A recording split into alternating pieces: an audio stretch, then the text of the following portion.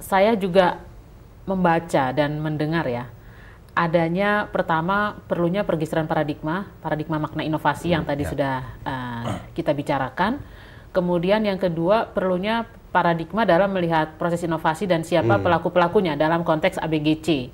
Dan yang ketiga saya mendengar juga perlunya menentukan indikator kinerja proses inovasi yang berhasil di keempat pelaku ya, khususnya 3 yang pertama A, B dan G. Dan yang kedua perlunya indikator keberhasilan dalam output inovasi di A, B dan G khususnya.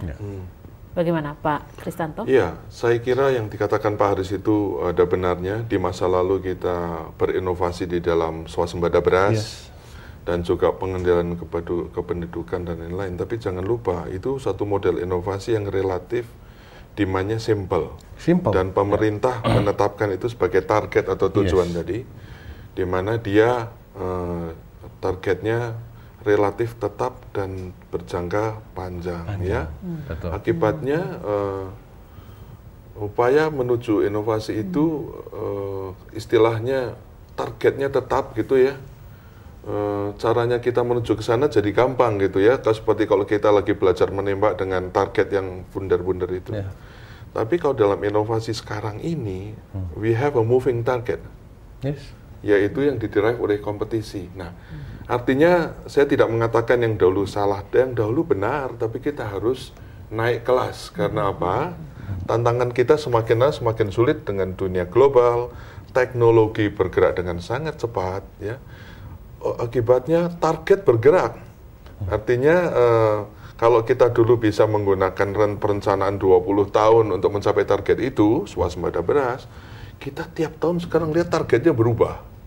Dan bukannya makin ringan, tapi makin berat.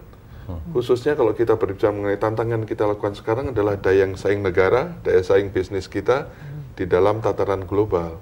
Itu bergerak tiap bulan, tiap tahun, di mana inovasi juga harus menyesuaikan diri menuju.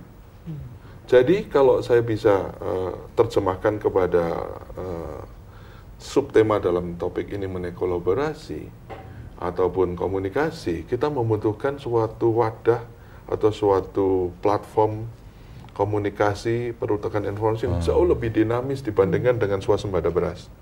Bukannya yang dahulu itu salah, tapi sekarang tantangan kita jauh lebih kompleks dibandingkan dengan yang kita sukses pada waktu itu. Di tengah tantangan yang semakin kompleks, di mana kita tidak fokus, jadinya seperti sekarang. Jadinya kita nggak kemana-mana. Stuck in the middle, kita tidak kemana-mana. Stuck in the middle ya, atau ada dalam kubangan lumpur, belum tahu atau tidak tahu harus bagaimana ya. Menarik di sini digarisbawahi bahwa sumber peluang inovasi bergeser, dan ini juga dipicu antara lain dengan kondisi lingkungan yang semakin dinamis, bahkan orang bilang semakin tidak pasti gitu ya, karena semakin banyak elemen dan semakin sulit prediksi dilakukan dengan akurat. Dan ini juga menurut saya akan semakin memberi tantangan yang tinggi ya kepada ABG dan C, khususnya ABG dalam berkolaborasi.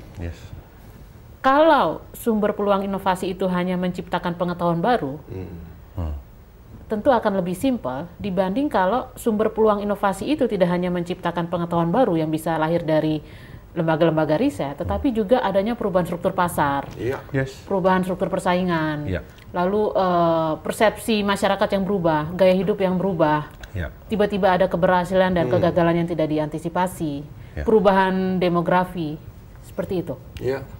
Jadi sebetulnya dalam konteks itu kita sebenarnya tidak harus terlalu pesimis yang sebagai negara berkembang yang selalu harus nunggu dari negara maju, begitu ya. Kalau kita membaca buku World is Flat atau apa dari Thomas Friedman, ya, kita melihat bahwa tiba-tiba kecanggihan teknologi IT muncullah negara berkembang seperti India yang bisa bermain dan bahkan menjadi magnet untuk menyedot investasi dan inovasi dari negara-negara maju. Mungkin ada yang lebih baru lagi, Ibu Avanti tentunya baca dari buku dari CEO dari General Electric, ya, siapa namanya itu? Ya pada prinsipnya dia berbicara mengenai reverse innovation. di mana di dalam inovasi-inovasi yang sifatnya kompleks dan harus mengejar waktu, seringkali negara-negara maju harus dipaksa berkolaborasi dengan negara-negara berkembang untuk menyapih atau nurturing inovasi itu supaya lebih cepat terjadinya.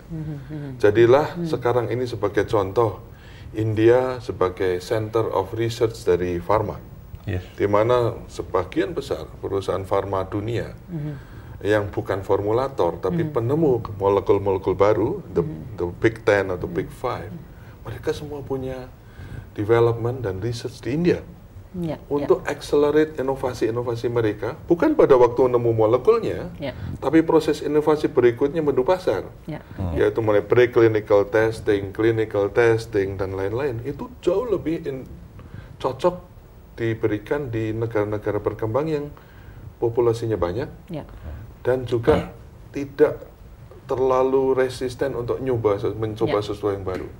Nah, itulah peluang kita. Jadi dinamika perubahan cepat tidak selalu merugikan negara berkembang kalau kita mau dan kalau kita menyiapkan diri menuju tantangan yang berbeda dibandingkan masa-masa lalu. Dan yang terakhir tadi Pak Kristanto garis bawahi tentang istilah reverse innovation ya.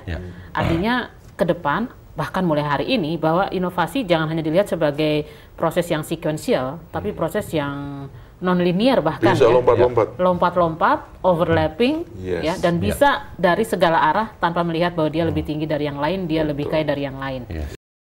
Pemirsa, kita akan jeda sejenak. Perhatikan tayangan yang berikut ini. Terima kasih.